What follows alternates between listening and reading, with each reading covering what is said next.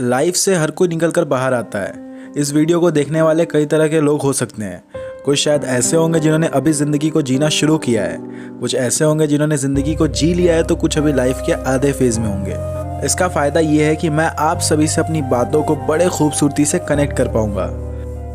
आज मैं बात करने वाला हूँ लाइफ की कुछ बहुत ही बिगेस्ट लर्निंग्स की, बहुत ही प्रेशियस लर्निंग्स की, जो हमें कभी भी कोई भी स्कूल या कॉलेज नहीं सिखाता।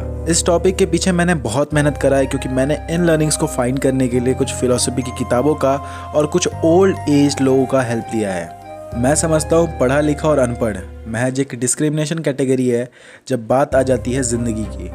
क्योंकि जब आप अपनी ज़िंदगी के 70s या 80s में होते हो ना, तब भले आप एक अनपढ़, अनएजुकेटेड, इलिटरेट पर्सन हो, और तब अगर बात लाइफ के एक्सपीरियंसेस की हो तो उस वक्त आप एक 40 साल के आदमी से भी फार एक्सपीरियंस रहोगे अबाउट लाइफ, भले वो किसी बहुत बड़ी कंपनी का CEO ही क्यों ना हो। इसलिए आज के इस कॉन्सेप्ट पर बात करने से पहले मैंने कुछ इंटेलेक्चुअल ओल्ड एज लोगों से बात की, कुछ किताबों को एनालाइज करा, जिसके बेस पर मैं आगे आपको ऐसी 5 लर्निंग्स देने वाला हूँ जो कोई भी स्कूल या कॉलेज आपको कभी नहीं सिखाएगा। So let us begin with our learning number 1। यहाँ पे 2 लर्निंग्स है, 2 अलग अलग लोगों के लिए। पहला है बच्चों के लिए, जिनसे मैं कहना चाहूँगा कि कभी भी अपने माँ बाप को गलत ना समझो और उनके साथ कभी भी गलत व्यवहार ना करो। लाइफ वहीं कर्स्ड हो जाती है, श्रापित हो जाती है, जब आप अपने पेरेंट्स की बातों को इग्नोर करना शुरू कर देते हैं। ये लाइफ की सबसे बड़ी भूल है। हाँ, माना कई बार जब डिसीजन हमारे फेवर में नहीं होते तब हम उनसे चिढ़ते हैं, मगर ट्रस्ट मी, आप कभी भी अलग होने या कुछ गलत करने का मत सोचना।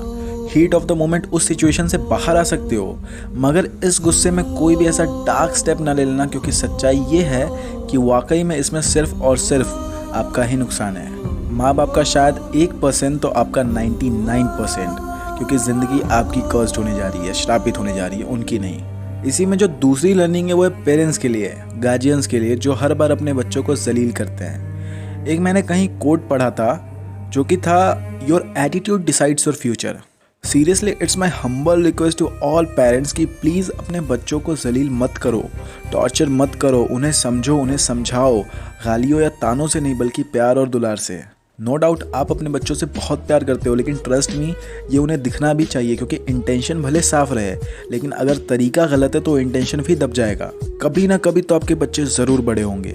उस वक्त जब वो एक वक्त के लिए पीछे पलटे तो उन्हें उनके साथ सिर्फ आपसे जुड़े बुरे लम्हे ही ना याद आए, बल्कि उन्हें वो भी याद आए कि कब आपने उन्हें सपोर्ट किया, मोटिवेट किया, उनकी ताकत बने और उन्हें प्यार किया। क्योंकि ऐसे बहुत कम बच्चे होते हैं, खासकर आज के जनरेशन में, जो अपने माँ बाप की डांट को भी एक गुड व्यू पॉइंट से रेस्पेक्ट करते हैं। मगर ये बिहेवियर चेंज करना चाहिए पेरेंट्स को, वरना यहाँ भी सिर्फ आपका ही नुकसान है। और ये मेरा मैसेज है सारे ही पेरेंट्स को। So now let us come with learning number 2। Guilt is permanent. मेरे एक कज़न चाचा, जिनकी एज 62 के करीब है, उनकी माँ अपने दूसरे बेटों के साथ गांव में रहती थी और चाचा शहर में रहते थे। चाचा का शहर में फैक्ट्री था, तो बहुत कम गांव में जाया आया करते थे, और इतना बिजी शेड्यूल होता था कि 1-2 दिन में निकल भी जाते थे।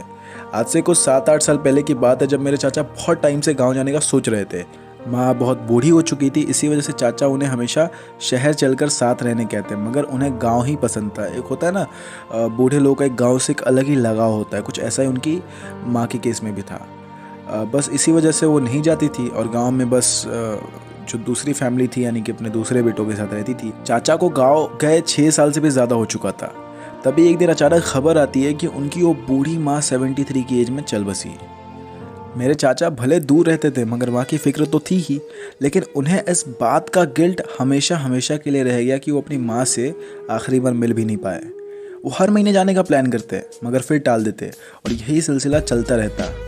और एट दी एंड गाँव तो गए, मगर तब तक माँ स्वर्ग सिधार चुकी थी, बहुत देर हो चुकी थी। इस इंसिडेंट से कहीं ना कहीं हमको ये पता चलता है कि जो वो गिल्ट होता है ना, वो कई बार परमानेंट हो जाता है। फिर आप कितने ही पैसों से, रुपए से या आंसुओं से उसे मिटा नहीं सकते, ख़रीद नहीं सकते, वापस नहीं ला सकते। इसीलिए बड़े बुजुर्गों का कहना है कि लाइफ में काम तो ज़रूरी है, मगर काम के साथ साथ जो हमारी इम्पॉर्टेंट प्रायोरिटीज़ हैं, जैसी हमारी फैमिली, हमारे कुछ पक्के यार और कुछ जिम्मेदारियाँ, उन्हें ना कभी खोनी चाहिए और ना ही कभी भूलनी चाहिए, वरना अंतिम सांस तक वो गिल्ट रहेगा जो कभी भी कुछ नहीं करने देगा। Learning number 3, never pass your own और होम सीक्रेट्स। घर का भेदी लंका ढाए, ये कहावत तो आपने सुनी ही होगी।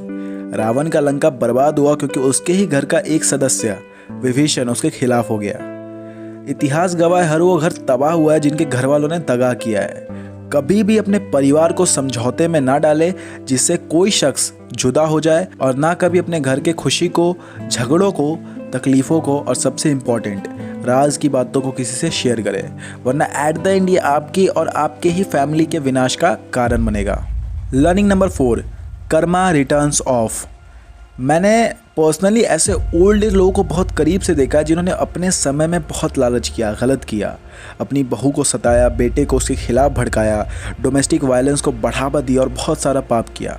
आज उनकी कुत्ते की दशा है। टू बी वेरी फ्रैंक, आज वो जीने मरने की हालत में भी नहीं है।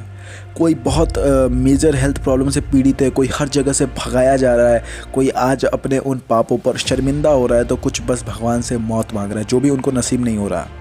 इट्स ऑल अबाउट जितना आपने बोया है उतना ही आपको मिलेगा। What goes around comes around, that's it. हर कोई आज अपने पाप का प्रायश्चित कर रहा है जिन्होंने अपने युवावस्था में, यंग एज में बहुत सारा पाप किया है, गलत किया है। चाहे वो अपने माँ बाप के साथ गलत करना हो, चाहे वो अपने बच्चों के साथ गलत करना हो, चाहे वो अपने फैमिली में झगड़े लगाना हो, या जो कुछ भी करना हो, आज वो उन सभी पापों का प्रायश्चित कर रहे हैं। यानी कि इस जन्म में आपको वो चीज़ भुगतना ही भुगतना है।